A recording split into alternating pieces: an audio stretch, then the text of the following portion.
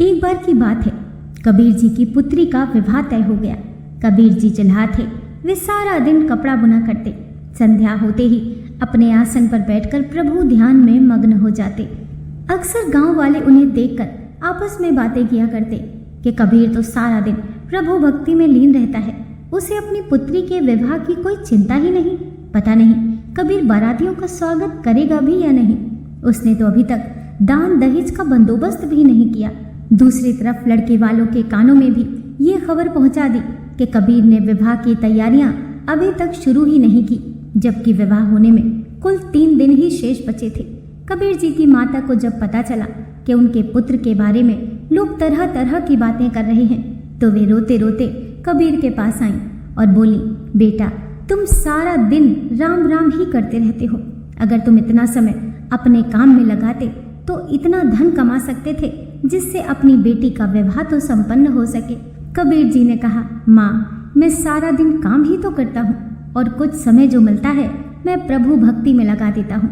तब माँ ने कहा, बेटा तू सिर्फ काम में मन लगाया कर ताकि विवाह के लिए कुछ पैसों का इंतजाम हो सके। कबीर जी ने कहा, हर वक्त काम काज करता रहूं और निरंकार को भूल जाऊं, ये मुझसे नहीं हो पाएगा। मैं जिन प्रभु की याद में जुड़ा हूँ, जिसका सिमरन करता हूँ, क्या उसे मेरे बच्चों की चिंता नहीं है? तब माता बोली, बेटा जब भी मैं तुम्हें काम में ज्यादा ध्यान लगाने को कहती हूँ, तुम हमेशा यही कह देते हो, मेरा प्रभु सारे काम करेगा। भला ऐसा होता है क्या कि प्रभु खुद किसी के घर काम करते हो? तब माता ने अपनी बात पर जोर देकर कहा कि बेटी के विवाह को केवल 3 दिन ही बचे हैं, ना घर में पैसा है और ना ही बच्चों के पास अच्छे कपड़े। अब बता तेरा भगवान क्या कर लेगा?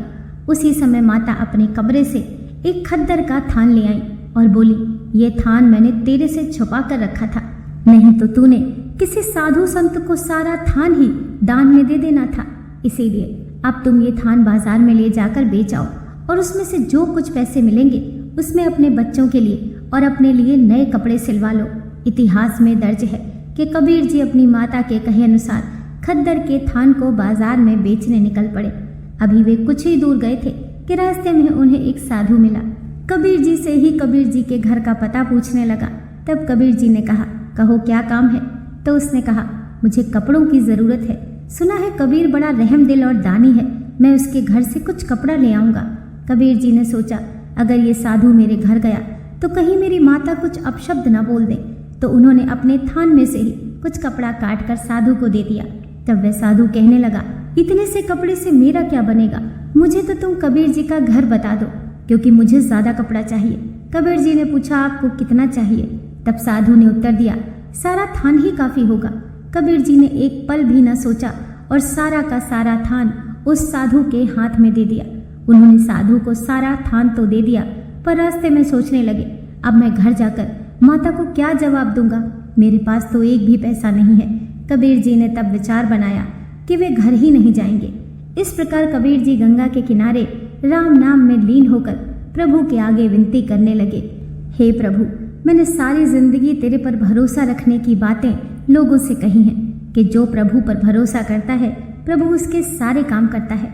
पर आज मेरी बेटी का विवाह है, कृपा करके मेरे काम में प्रभु आप सहायक हो। दूसरी तरफ कबीर जी की बेटी के विवाह का दिन भी आ गया। सुबह का समय था। कबीर की माता बहुत चिंता में डूबी थी। एक तरफ सगे संबंधियों का आना शुरू हो गया, दूसरी तरफ माता अपने पुत्र का इंतजार कर रही थी। इतने में उसे आवाज सुनाई दी, माँ दरवाजा खोलो।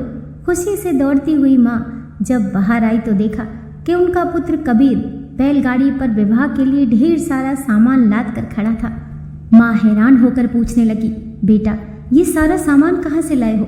कबीर जी ने कहा, माँ तूने जो खद्दर का थान मुझे दिया था वो मैंने एक रईस व्यक्ति को बहुत महंगे दाम में बेच दिया और उन पैसों से बच्चों के लिए बहुत से बढ़िया कपड़े खरीद कर लाया हूँ और अपने लिए भी नई पोशाक लाया हूँ। तब माता हैरान होकर सोचने लगी, मेरे कबीर के पास बादशाहों वाले कपड़े, जरूर किसी से कर्जा लिया होगा। उन्होंने कबीर से पूछा, हमने सारी जिंदगी खद्दर ही तो बेचा है, आज तक इतने पैसे नहीं कमाए, सिर्फ एक थान बेचने से तुम्हें इतने पैसे कैसे मिल गए? इस पर कबीर जी बोले, माँ तू शक ना कर, तूने जो प्यार से खद्दर बुना था वह बहुत महंगे दाम में बिका है, यकीन कर। इतना कहकर कबीर जी ने सारा सामान अपने घर में रख दिया। कहते हैं कुछ समय बाद जैसे ही बारात आई तो बड़े शाही ढंग से उनका स्वागत किया गया। उन्हें किसी वस्तु की कमी न होने दी। पूरा गांव विवाह के अवसर पर कबीर के घर पहुंच गया। पर कुछ तो ऐसे लोग भी थे जो सिर्फ कबीर जी की इज्जत उछलते हुए देखना चाहते थे। लेकिन जब सगे संबंधियों और गांव वालों ने शाही शादी देखी तो वे बड़े हैरान हो गए। आपस में बातें करने लगे, आज तक हमने कभी ऐसी शादी नहीं देखी। इतना दान दहेज, ढेरों पकवान, कबीर जी ने तो कमाल ही कर दिया। इस तरह सभी लोगों में उनकी प्रशंसा होने लगी। विवाह के समय जब बारातियों को भोजन परोसा जा रहा था तो उनके जूठे बर्तन खुद कबीर जी ने अपने हाथ से उठाकर एक स्थान पर रखने जा रहे थे। कबीर जी को ऐसा करते देखकर उनकी माता ने उनके बाह पकड़कर कहा, तुम बेटी के पिता हो, सभी बाराती तुम्हें देख रहे हैं, इसीलिए ये काम छोड़ दो। पर कबीर जी ने कहा, माँ आज मेरा मन चाहता है कि मैं कुछ सेवा करूं। तब माँ ने कहा, बेटा आज तो मुझे बहुत बदला बदला नजर आ रहा है। और शाम होने पर कबीर जी ने अपनी पुत्री की विदाई भी की। इस तरह सारे काम से फुर्सत होकर वे अपने आसन पर जा बैठे। कहते हैं तब माता ने आकर पूछा, बेटा मुझे सच सच बता, इतना सारा खर्चा आखिर तुमने कैसे किया? इतनी महंगी पोशाकें, इतना बढ़िया भोजन, इतना शानदार बंदोबस्त देखकर पड़ोसी और सगे संबंधी सब हैरान हैं कि इतना शाही इंतजाम आखिर कबीर ने कैसे किया। तब कबीर जी कहने लगे, माँ अब मैं बहुत थक चुका हूँ, सुबह होते ही मैं आपको सब कुछ बताऊंगा। सारी रात माता ये सोचकर चिंतित थी कि उनका पुत्र कुछ बदला हुआ नजर आ रहा है।